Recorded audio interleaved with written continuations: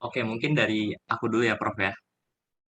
Ya, Kan silakan. Prof Ruli ini sebagai guru besar dan juga dokter internis yang udah profesional lah.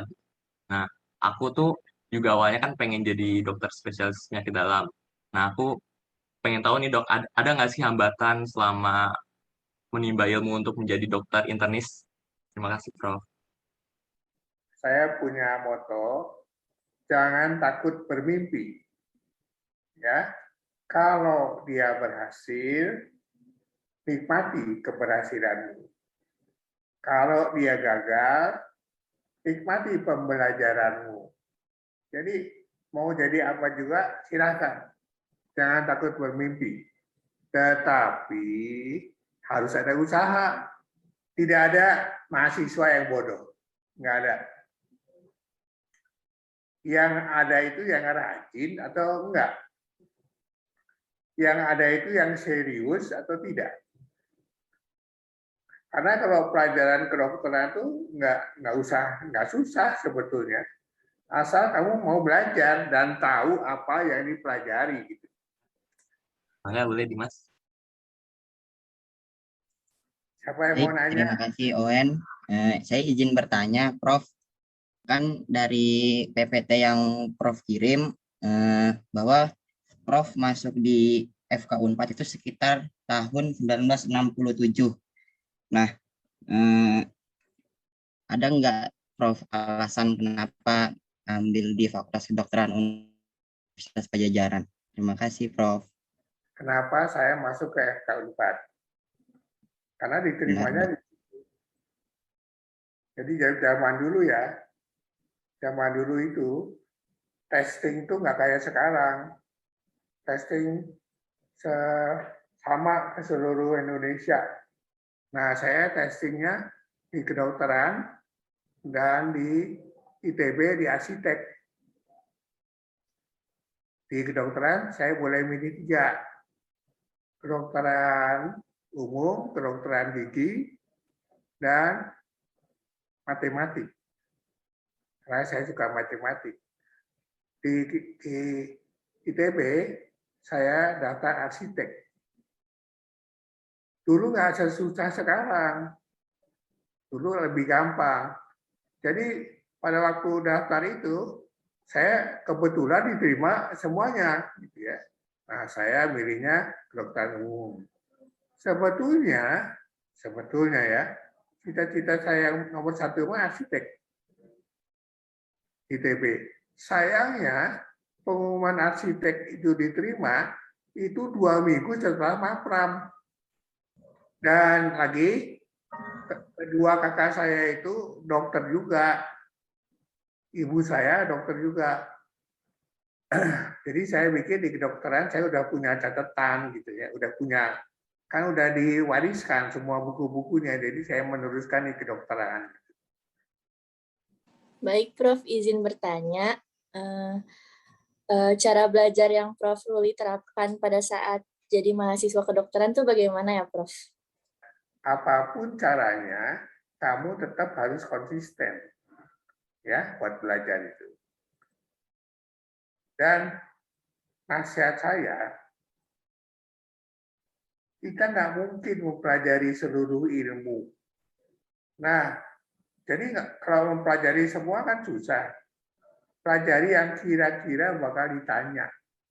Nah, itu seninya di kedokteran. Ya, Baik, Prof.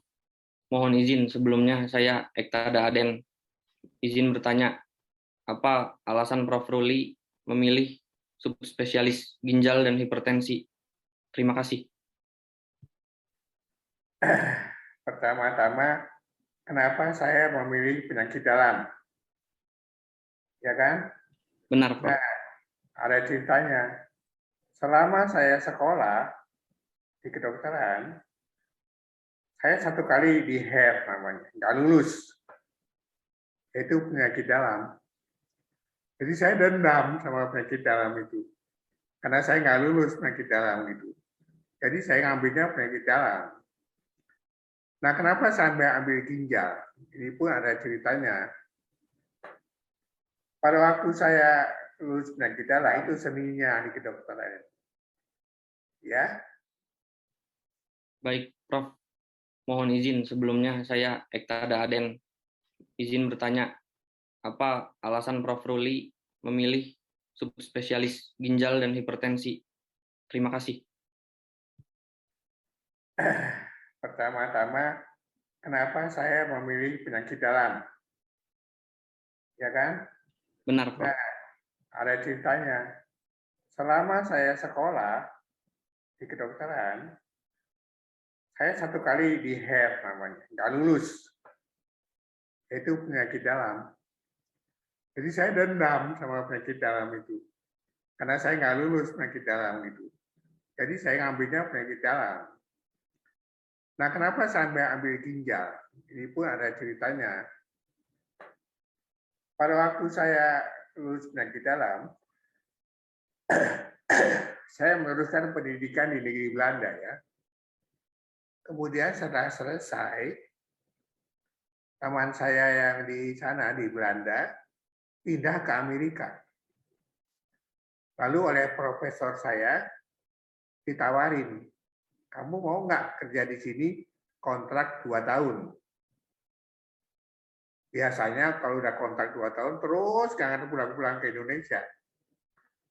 Saya bilang sama si profesor itu, terima kasih saya ditawarin untuk kerja di sini, tapi kalau saya kerja di sini, saya udah mendapatkan jalan tol. Jalannya sudah benar. Tapi kalau saya kembali ke Indonesia, zaman dulu ya, saya yang membuat jalannya. Jadi jalan ginjal itu nantinya akan dibuat oleh kita. Prof, izin nanya, kalau nggak salah yang dikasih sama Prof itu, kalau nggak salah Prof kan pernah kena stroke ya Prof, di tahun 2016. Iya Prof. Apa Iya, Prof. pertanyaan? Kan Prof pernah terkena stroke ya, terus juga setelah stroke itu Prof masih kegiatan itu aktif, jadi kayak ngisi seminar atau ngisi kuliah. Itu tuh apa sih Prof yang membuat Prof masih berkegiatan setelah pasca stroke? Kalau meminjam kata-kata dari MacArthur ya, dia bilang old soldier never die, they only fade away. Jadi seorang tentara itu nggak pernah mati, tapi menghilang dengan pelan-pelan. Begitu pula seorang dosen, seorang guru. Kemudian 5-6 tahun yang lalu saya stroke. Jadi yang berfungsi sekarang hanya tangan kiri. Kaki kiri dari stroke, dari polio, nggak usah udah lumpuh ya. Kaki kanan dan tangan kanan saya lumpuh gara-gara stroke. Jadi saya masih punya tangan kiri. Untung Tuhan masih memberi tangan kiri saya. Untung Tuhan masih memberi saya otak saya. Semua itu saya tulis dalam satu buku yang namanya Change Your Destiny. Dan saya sudah berjanji dulu bahwa saya akan menjadi dosen dan itu akan saya kerjakan walaupun saya hanya punya tangan kiri. Jadi itulah komitmen kita.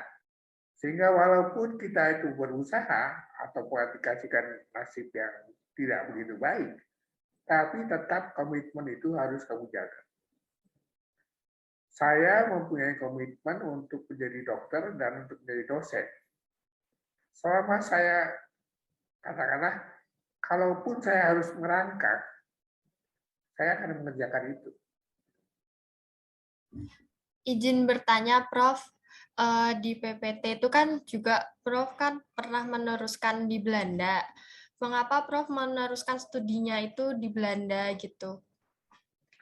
Pada saat saya lulus, saya ngirim kira-kira 15 surat. Otot ya, saya kirim ke 15 perguruan tinggi. Di Belanda, Jerman, eh, saya maunya di Eropa ya, Inggris. Yang saya dapat balasan dengan baik adalah dari Belanda dan Jerman. Dia mau menerima saya. Oleh karena itu saya belajarnya ke Belanda dan ke Jerman. Pada waktu saya belajar ginjal. Tapi pada saya S3, PhD, saya ngambilnya di Belgia. Kenapa saya ngambil di Eropa? Di Eropa itu ya, negara-negara itu bersebelahan. Belanda, Jerman, Belgia.